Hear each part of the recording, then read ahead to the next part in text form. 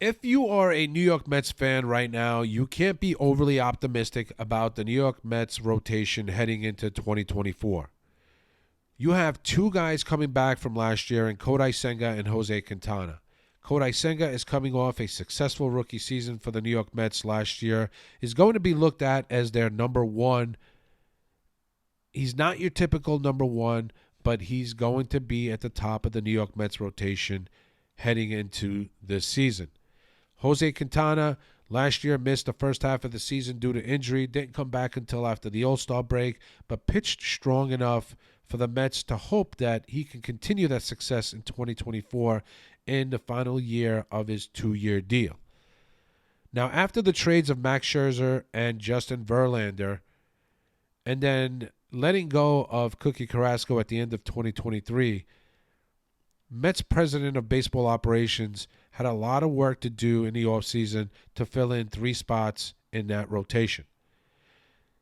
He signed the likes of Luis Severino, who they signed away from the New York Yankees, a guy who struggled significantly in 2023, couldn't find himself, and the Mets are hoping that on a 1-year deal, a change of scenery, and some help from Hefner, that he can regain his form and find success once again in this New York Mets rotation. Sean Manaea was signed away from the San Francisco Giants, a guy who started in their rotation last year, struggled, was demoted down to the bullpen, and then towards the end of the season was promoted back up to the rotation, where he once again found his form and had some success, and the Mets are hoping that he carries that into 2024. Then the Mets acquired Adrian Hauser in a trade with the Milwaukee Brewers. David Stearns, obviously former president of baseball operations in Milwaukee, knows something about Adrian Hauser. I don't know much about him, but he's hoping that Adrian Hauser can come in here and either fill a role in a rotation in 2024 or be a depth piece in the New York Mets rotation in some capacity. Then you have the likes of Tylor Megill, who obviously is going to have a say in whether or not Adrian Hauser wins that 5th spot in a rotation.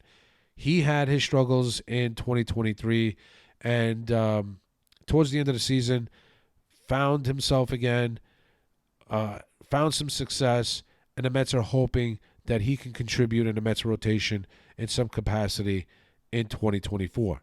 Then you have Jose Butto, who the Mets saw as a fill-in pitcher, fill-in starter for an injured pitcher in a rotation, used him as a starter in a doubleheader or to skip somebody in a rotation. Whatever the case may be, the Mets are probably going to see him more in that capacity here in 2024 as well. David Peterson, a guy who, like Luis Severino, struggled significantly in 2023, was demoted down to AAA, and was worse in AAA than he was at the Major League level. But due to injuries in the rotation, David Peterson was called back up to the Mets rotation and regained his form and found some success down the stretch. The Mets are hoping that he continues that success in 2024. Now, in the farm system, there are only 2 pitchers that the Mets are probably going to be looking at here in 2024. That's Mike Vasil and Christian Scott. It's kind of sad that an organization that's known for developing top pitching prospects only has 2 currently in their system that are somewhat Major League Baseball ready. When those 2 guys are going to get their opportunities remains to be seen. It could be early on in the season. It could be later in the season. It could be due to injury. Whatever the case, I'm sure the Mets are going to give them every opportunity to gain their confidence heading into 2025, where they'll probably be relied on more in a starting rotation.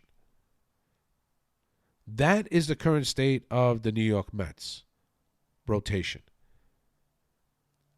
I'm not overly confident that they can get the Mets to that 88 win plateau to where they can possibly get in as a wild card team, it's going to heavily rely on the success of the three pitchers they brought in Luis Severino, Sean Manaea, Adrian Hauser.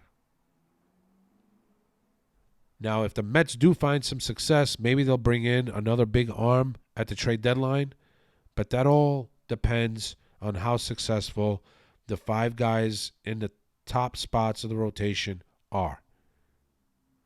Now, I want to hear your comments about what you think about the New York Mets rotation right now heading into 2024.